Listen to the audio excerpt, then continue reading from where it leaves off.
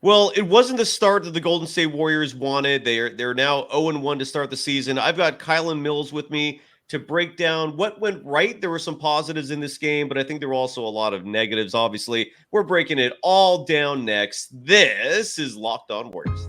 You are Locked On Warriors, your daily Golden State Warriors podcast. Part of the Locked On Podcast Network, your team every day.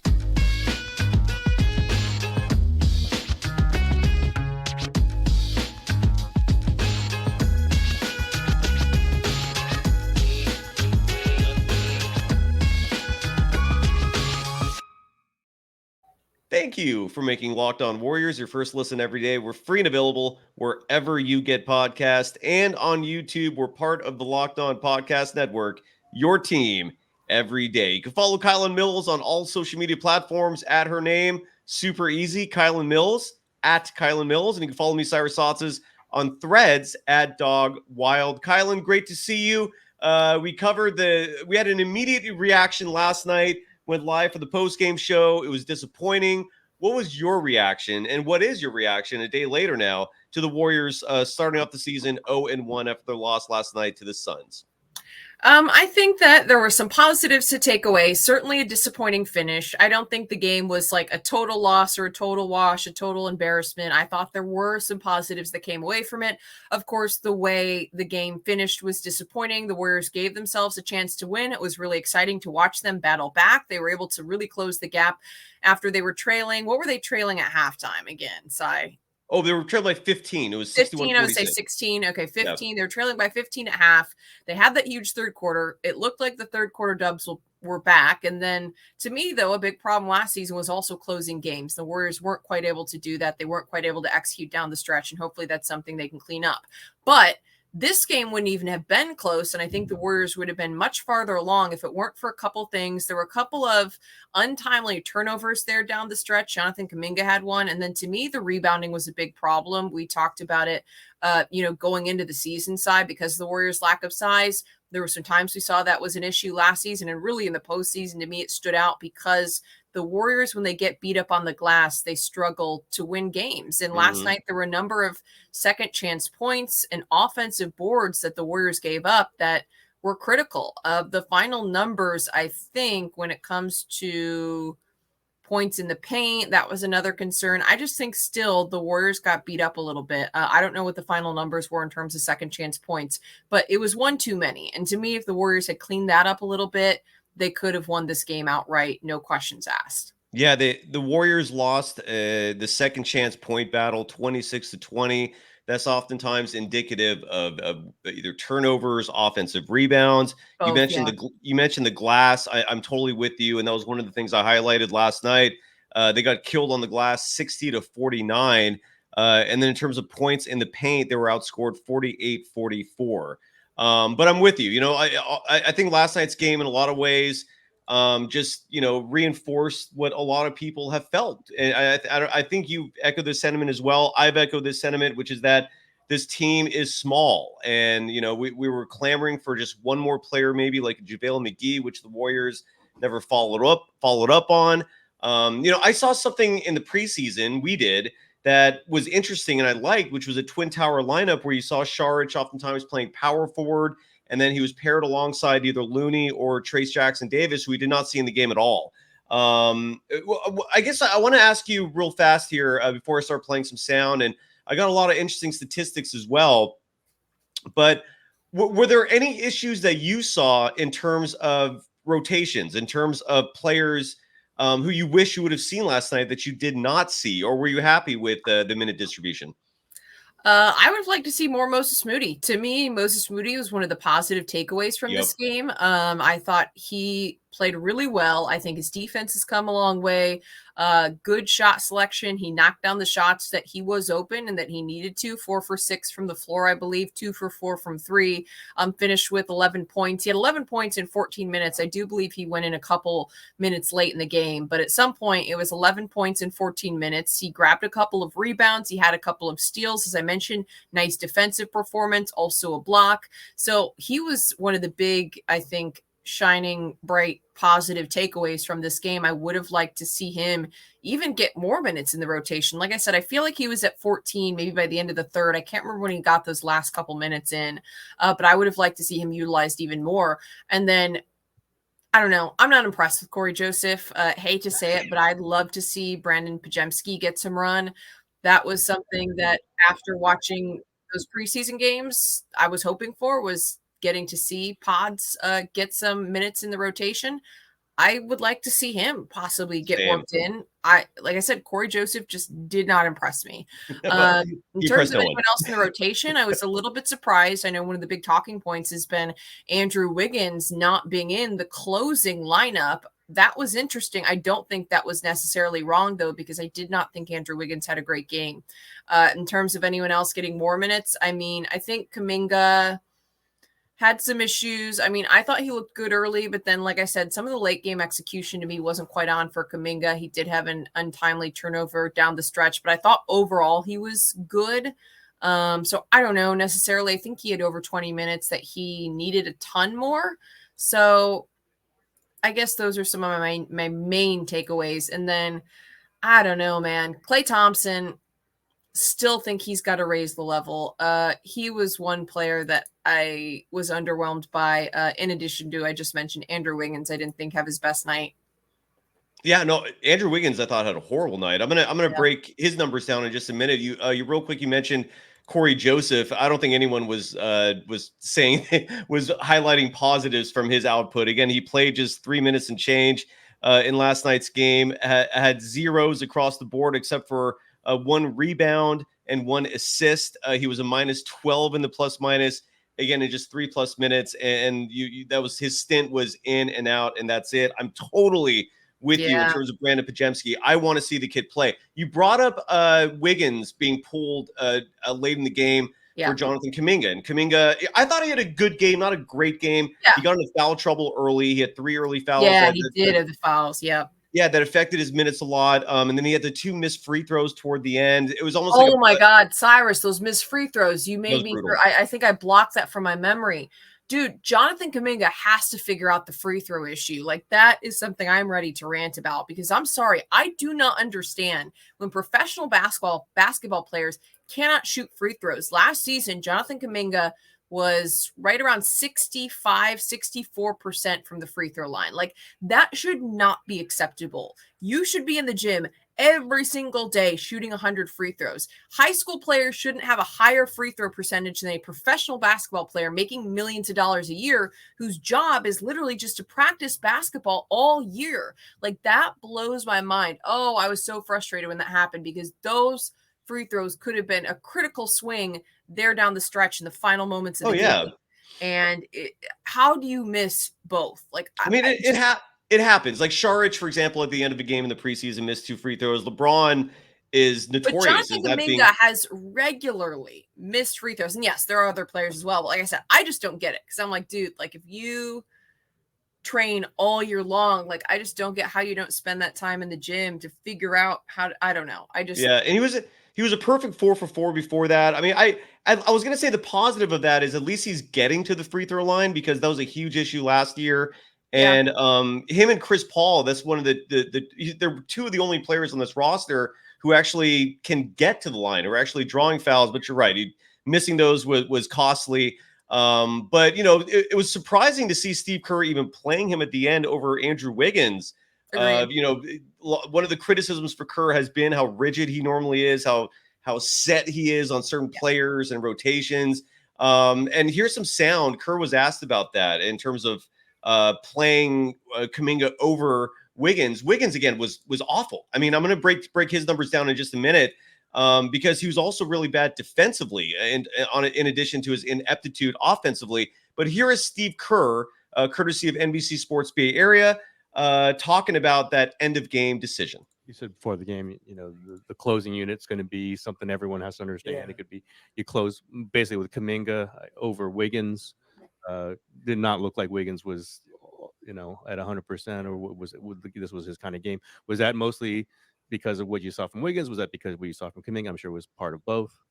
Yeah, I thought both Kaminga and GP were defending at a high level, and obviously you got to guard, Kevin and Book out there, and so it felt like those guys were defending well, and so we went with them, and that's how it's going to be a lot of nights this year. It's like whoever's playing the best will finish the game. Yeah, and again, really weird. I want to just build off Wiggins here for a second because offensively, he had he played 27 minutes. He was just 4 for 12 from the field. He was 0 for 3 from beyond the arc. He was putting up a lot of quick shots. Part of me wonders if that's why Kerr pulled him. Oftentimes, he just completely stalled the offense by not passing the ball, just putting up a quick basket that would not go in. So he finished the game with 10 points. Was the most staggering stat, in my opinion, was the plus minus. He was a minus 22, which was by far the worst in the game. Defensively, though, there are stats there as well in terms of matchups. And Andrew Wiggins last night, his primary assignment was Devin Booker. And Devin Booker killed the Warriors last night. Booker finished the game with where's his numbers right here? 32 points. He had 8 assists, 6 rebounds, was 13 of 21 from the field. And Wiggins guarded him in this game. Let me find that again right here. There we go. He guarded him for 4 of those minutes. And in those 4 minutes, Devin Booker was 3 of 4 from the field. He put up 6 points. He added an assist. He also guarded, Wiggins also guarded Kevin Durant. And Durant didn't have a great game, but Durant did fine when Wiggins was guarding him, also scored 6 points, shot 40% from the field. The point is, it was an absolutely disastrous night from Wiggins. I see a lot of people in the chat bringing up the fact that him and Jordan Poole were buddies. I don't know if that's making a difference. Do you have any thoughts on Wiggins and just how bad of a night he had? I thought he was like right at the top in terms of pointing the finger of blame. I thought he was number one. Your thoughts? Yeah, he wasn't great. I don't know if there's much positive you could say about the game that he had. They need Wiggins to be one of their best on-ball defenders. He wasn't good defensively. You just pointed out, Devin Booker's numbers tell the story. And then he's at his best when he's attacking the rim. I think when he's aggressive, he didn't look aggressive. He didn't look confident. He looked indecisive. There just wasn't, I don't think, a big positive takeaway from Andrew Wiggins' performance. And then he also helps the Warriors when he gets really active on the boards. He is a player who does have some size. I think he had 1 rebound, maybe. You just were pointing out a number of stats. So I think it was 1 rebound. But again, that's another area that he can make a difference for the Warriors. So he didn't get it done on the glass. Defensively, didn't look good. Like I said, offensively, I thought looked indecisive, didn't look confident, didn't look aggressive. And he has to be. I mean, it just all the way around was not a good night for Andrew Wiggins. Yep. Really quickly want to point out a couple of the comments that you brought up about free throws. 100%. Free throws are a big portion mental. It's not just about practicing and being able to put it in the net, but also part of getting the reps is getting yourself into the right mental state. Like, what works for me? How do I clear my mind? Is there a certain routine? Players bounce the ball, or whatever. Is there something that'll help me mentally get into the right place to shoot a free throw? That absolutely is a huge part of it. But again, like as a professional, you've got to figure it out. And I just think it's important. If Jonathan Kaminga wants to close games, you have to have players in the game at the end who can hit a free throw. Yeah. Yes, he hasn't necessarily been in that situation before, but still last season, even at the opportunities he got at the line, even if it wasn't enough, still 65%, got to get that number up for me, for Jonathan Kaminga to be someone who can reliably be trusted at the end of the game and who can get those minutes, because you've got to have guys who are going to be able to hit those shots. So I hope he works on it. Mental absolutely as big of a part as the physical, but either way, he's got to figure it out. This is his job. I think that he definitely has the potential to be one of, someone said, the Warriors' second best player. Yeah, I mean, I could see it. Besides Steph Curry, who's the Warriors' second best player right now? Yeah. Who would you say, Cy? Because I think it's a wide open question at this point. Klay Thompson's too inconsistent. Andrew Wiggins, I think at times, like during the 2022 championship run was, but last year he dealt with a number of problems on and off the court that I think prevented him from playing his best basketball this season. That certainly wasn't a good telltale sign. So after, and then Draymond, great defensively, but offensively facilitates and passes, but not necessarily going to add a ton. So who would you say is the second best player? I think Oh, it's easy. kind of Evan, an up in the air question. it's a very easy answer, Kylen. It's Corey Joseph, without a doubt. When we come back, And I think we you have. look at Chris Paul. I mean, is Chris Paul realistically the second best player now? In the what? Like, Oh God. Well, we're going to talk about him in just a moment because he made his debut. There were positives, there were also negatives. He said some interesting things. But I have some data pertaining to which 5 individual lineups were the most effective for the Warriors last night. There's a lot more to cover. But yeah, Corey Joseph is easily the second best player in this team. I don't even know if anyone can argue with me on that. Got to give some love first to do you like how straight of a face I have saying that? yeah, I don't know how you said that, but congratulations. You should be an actor. Let's give some love real fast to a sponsor we haven't talked about in a while here, and that's PrizePicks. I haven't played PrizePicks in a little while. I'm glad this ad came up because it reminded me to get to open my PrizePicks app and play some PrizePicks because it's a fun game. And if you're here in California, it's legal, folks. You can download the app as long as you're 21 and over. You can play. And look, the premise of the game is very simple. It's all about over-unders based off individual players. So for last night's game, for example, you could have bet the over-under on Steph Curry and whether or not he's going to score more or less than 29.5 points. I don't know if that's what it actually was, but just giving you an example. You could bet on, for example, the number of rebounds Kevin Durant would have grabbed, plus or minus. It's all about over or under certain stats, minimum of 2 players, maximum of 6 players, and you could win a lot of money, folks. It's a ton of fun. I strongly recommend it. Go to prizepicks.com/LockedOnNBA right now and use the code LockedOnNBA for a first deposit match of up to $100. Meaning, if you put $100 in, they'll match it with another $100. And if all I have is 50, 25, whatever it is, they will match it. So when you start playing, you're playing with double what you put in. Go to prizepicks.com/LockedOnNBA and use that promo code LockedOnNBA for a first deposit match of up to $100. You are Locked On Warriors, your daily Golden State Warriors podcast. Part of the Locked On Podcast Network, your team every day. Thank you for making Locked On Warriors your first listen every day. For the everydayers, Greg Silver is going to join me tomorrow. And then, Kylen, you are back right here with me on Friday night. It's Warriors-Kings post game, the second game of the regular season. They're on the road. I'm a little worried about that, considering Draymond Green is officially not going to play. You can follow Kylen Mills, by the way, on all social media platforms at Kylen Mills. You can follow me on Threads at Dog Wild. Let's talk about Klay Thompson for a second because he's been the topic of a lot of discussions. Last night, he had a good, not great game. I don't want to say he had a bad game, but I also don't know if I agree with what Steve Kerr said. Here's Steve Kerr's comments on how Klay Thompson played last night, at least defensively, when it came time to guarding Kevin Durant. Here's Kerr. You had Klay on Durant a lot. It's Klay started the game, and you said Klay's going to be guarding power forwards. Did you look forward to that matchup? And how did you think Klay did? I thought Klay was great. I mean, he just did his best to make things difficult on Kevin. There's not a whole lot you can do once he rises up and gets that release way above his head. There's not a whole lot you can challenge. So you just have to try to do your work early. And I thought Klay did that, was physical with him off the ball, tried to force him into some tougher spots. And, Kevin missed some that he'll make next time, but Klay was really solid defensively. Yeah, I saw. Those are really strong words there, Coach. Real fast, Klay Thompson last night was 6 for 18 from the field, 3 for 11 from the field. He led from beyond the arc. I'm sorry. He led the team in minutes. He played 36 minutes, had 15 points. He was a +9 in the plus-minus, added 7 rebounds. Kylen, your reaction to Steve Kerr's words there, and your reaction to Klay's performance in the season opener. I thought Klay was very okay. I do think that you can still challenge Kevin Durant when he's shooting.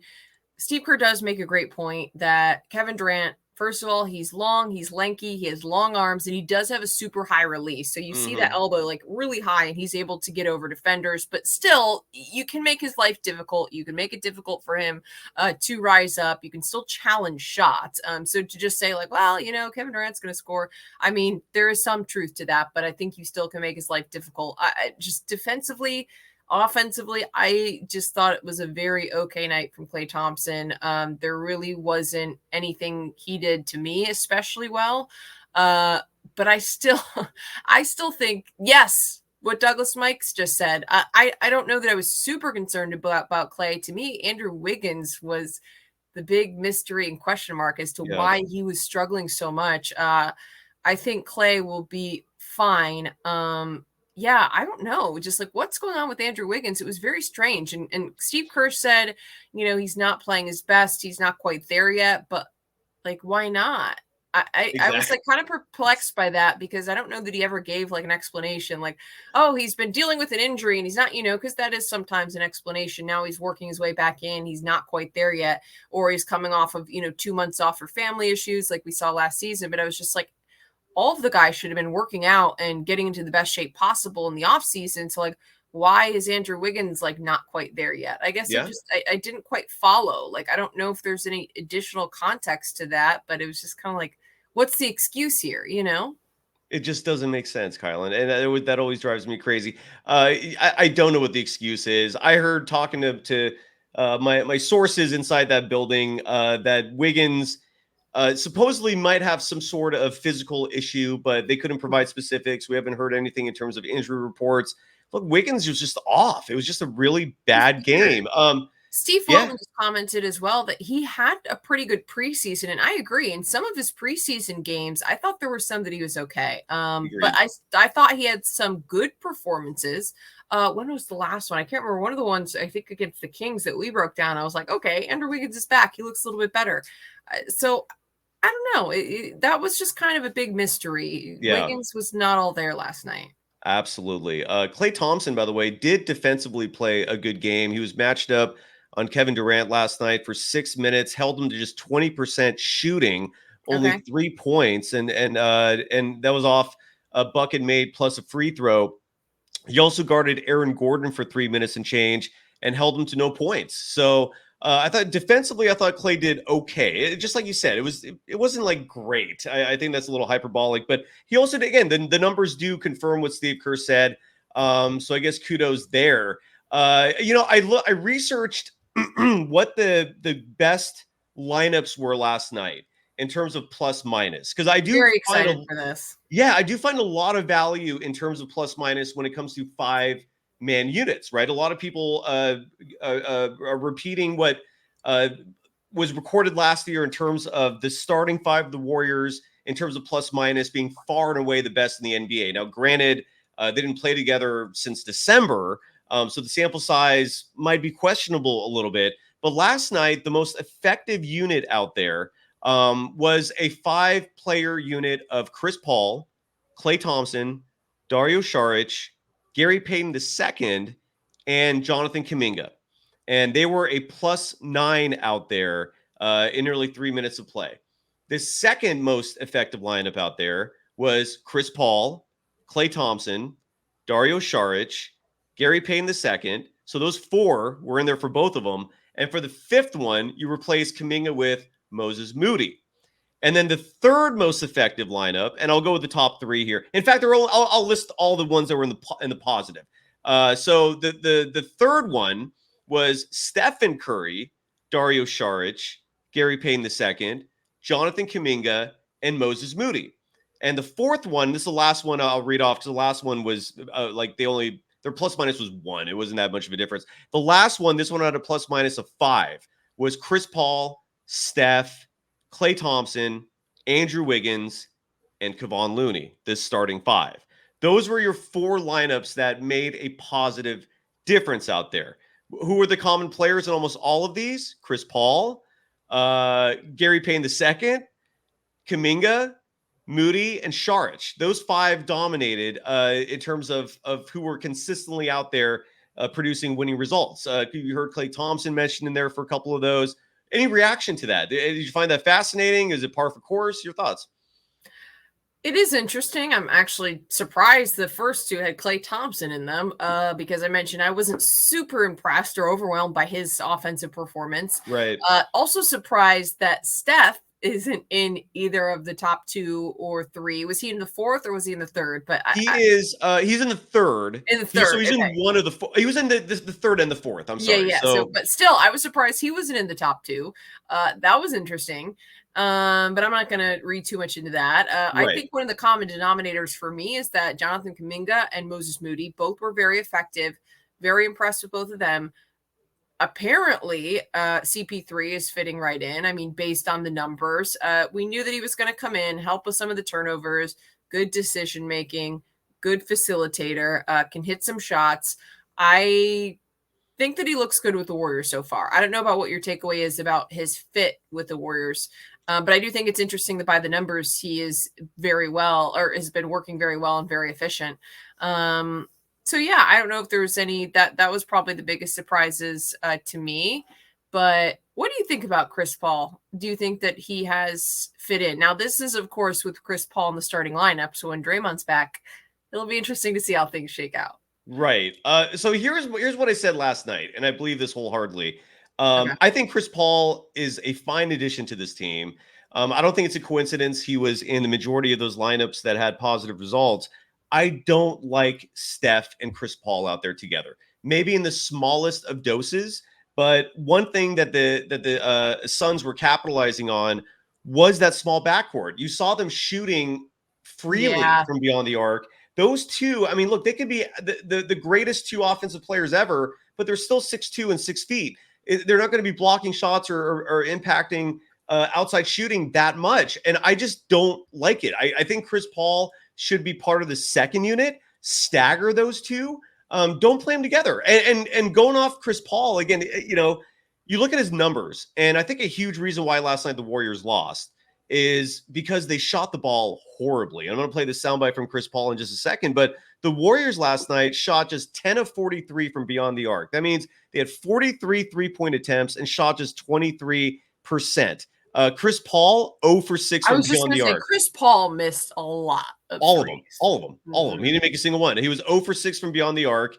Was 4 for 15 from the field overall, but he did have 7 free throw attempts, making 6 of them. So he got his points there. Andrew Wiggins was 0 for 3. Klay Thompson was 3 for 11. Stephen Curry, probably a huge reason why he wasn't named in those lists, was just 4 of 14. Gary Payne II, who I thought was fantastic defensively, but offensively, he didn't make a single basket. He was 0 for 7 from the field. 0 for 5 from the field, 0 for 2 from beyond the arc, and both of those attempts were from the corner. That's a sweet spot. So it was a shame that he missed that. And then Dario Saric was 1 for 3 from beyond the arc. So they shot it horribly in terms of 3-point shooting. And I want to play the soundbite real fast of Chris Paul talking about the shooting woes because he evoked memories of his days with the Rockets and a certain game, particularly where the Rockets lost a Game 7 to the Warriors thanks to this shooting performance he mentions right here. Chris, I know you mentioned that the freedom of shooting, but it was a tough shooting night for you guys overall. Is it something where it's just going to be an adjustment, and because you have that freedom, you have more time maybe to set for your shots instead of just maybe taking the first look? Or yeah, I ain't really worried about the shooting. I've been on a team that is 27 straight threes. You know what I'm saying? I don't think that's going to be the case over here. I'm not going to, with the shooters that we got, you know what I mean? And guys being unselfish and passing up shots. I live with the shots that we got every night. Chris, it's just such a shame he didn't make it himself. But Kylen, what was your reaction to Chris Paul's debut with the Warriors? I mean, I think it was similar to what we saw in preseason. I think he fits in fine, kind of like you said. I like him. The thing is, it's hard for me to make a full assessment because I like him running the second unit. I've been saying it since the Warriors announced that he was coming to the Bay. That's where I think he's going to be the most effective. That's where I think that he's going to have the most impact. And Steve Kerr said the same thing, his ability to run the second unit. I would like to see how he works in a role where he is coming in off the bench for the first time in his career and not starting. I think he's fine. I like the fact that Chris Paul helps this team in terms of decision-making and turnovers, because that's a big problem. The Warriors led the NBA in turnovers per game last season. Not a good place to be, as this team doesn't have the same margin for error as they have had in the past. So they've got to try to clean that up a little bit, even if they're always going to be a higher turnover team because of the pace of the offense and the type of offense they run. They've got to try to get those numbers down a little bit. Chris Paul is a great addition to address that. He's a great addition to provide a veteran presence who's going to run the second unit. So I think all of this is fine. All is well and good. But to me, the big question mark is how things are going to really shake out once Draymond Green is back. This team is fully healthy. What is the lineup going to be, and how is that rotation going to work? The Warriors and Steve Kerr have to figure that out. The other thing is that I completely agree with you. I hate the Warriors 3-guard lineup. Do not like it. I thought they got eaten alive on the glass, and I think that they gave up some critical offensive boards and second chance points, and that they cannot afford to go that small. And you pointed out how small Steph Curry and Chris Paul are, and that also, and Chris Paul isn't a bad defender, but again, I think it's going to be much easier for teams to break the Warriors down and be able to get through when they're running these 3-guard lineups out there. And if you're running a Klay, Steph, and Chris Paul lineup, I just think, I don't know. I don't like it. I don't like it. I don't like Yeah. it. Thank you. Yeah, no, me too. I don't like it. And I know there were times last season where those two with Jordan Poole was effective, but I still don't think that's a long-term and effective answer. You look at what other teams are doing in the NBA and the size, and I just don't think the Warriors are going to be able to run teams out of the gym. I don't believe that is going to win them enough basketball games to win a championship. So I personally not just Chris Paul, but 3-guard lineups, I'm over it. And I don't know. Steph, Klay, and CP3 to me, no thank you. Yeah, I'm wholeheartedly with you. It's like you got Chris Paul for a very good reason, and that's not to play with Steph. It's to lead the second unit and to stabilize. The Warriors' strength is clearly their depth, and why not get the most out of them by having Chris Paul out there playing alongside? The Warriors. I bring up Steve Wilton's comment here that the game was screaming for Trayce Jackson-Davis, who I really wish we saw. I love this kid. So far from initial impressions. The Warriors' next game is Friday night against Sacramento. I don't envision that being an easy game. That crowd always rises up for the Warriors. I always I don't always call them, but look, the Kings are the Warriors' little brother, and until they prove otherwise, that's how it goes. But the crowd there clearly feels that chip on their shoulder. There's a lot of vitriol directed toward the Warriors, and Draymond Green will not be playing again. What I really want to see, and I don't know if you agree with me on this, Kylen, or not, I really want to see Chris Paul coming off the bench in that game. And this is where I think Jonathan Kaminga would be ideal starting. I don't think it'd even be the worst thing in the world to start Dario Saric alongside Kevon Looney, just because Saric stretches the floor with his 3-point shooting, and you're getting more size out there in the process. With Draymond out, what are your thoughts about Friday's game against the Kings? I would like to see the Warriors give Trayce Jackson-Davis a chance. I would love to see what he can do. I want to see him make his debut. If the Warriors need size, I thought he looked good in the preseason. Same. So that's why I say if the Warriors are looking for size, they're missing Draymond. And I also think, given what the Kings do, why not give him a chance? They're going to need the extra size and rebounding and presence inside. I liked what he did. I talked about it offensively as well. I thought he was very good in the pick and roll. I thought he was effective in terms of defending the interior, good enough. And so I would love to see him get an opportunity. So I wouldn't be opposed to, you mentioned Saric possibly starting. I thought he was fine in last night's game. He was another one that he didn't really move the needle for me a lot one way or the other. Right. I would like to see Trayce Jackson-Davis get some run. I'm totally with you. Let's wrap up the show with some comments from the audience that I starred. Subterranean Edward wrote that rebounding is not a size issue, pointing out Dennis Rodman. And my response to that is the exception to the rule does not make you win arguments. You're right. For every Dennis Rodman, there's 20 players much bigger than him who are leading the league in rebounding. Look at the modern game. I don't see any 6'8" folks leading in rebounding. Kylen, you grew up watching Rodman. Any thoughts on that? No, I agree exactly what you said. I mean, Rodman's ability to read the misses was exceptional and special. And not everyone can do that. So I agree. That's the exception to the rule. Typically, size is going to give you an advantage. I mean, it's just simple math. Physics. It's Yeah, physics. it's just- So yeah. it's going to typically give you an advantage, and bigger teams have an advantage on the boards. Absolutely right. Ernie B. Hernandez writes, sign Montrezl Harrell. Montrezl Harrell blew out his ACL. He would not play this year. So sorry to burst your bubble there. B40 writes, Klay needs to make room for I like this. Klay needs to make room for Moody like David Lee did for Draymond Green. Love the sentiments. Your thoughts, Kylen? Yeah, I agree. Same. All for Same. it. Same. 100% agree. All right, Steve Cy, Wilton, we got to wrap it up here, bud. Yeah, we do. Okay, real quick. And last one from Steve Wilton. Asked if Kerr was willing to play Jonathan Kaminga in crunch time, why didn't Moody get the same treatment? I don't know, but I'm with you. I wish he did. I love Moody. I love him. Any final thoughts, Kylen? Nope, that's all I got. I'm very excited. We're going to be doing post-game Friday. There we go. Exactly. And Greg Silver will join me tomorrow and then Friday with Kylen again. Until then, folks, thank you for joining us. It's just 0-1. The season's super early, so no need to hit panic buttons, obviously. Thank you, everyone. And bye, Kylen. Bye, everyone. Bye-bye. Bye. Have a good night. See you later. I love it.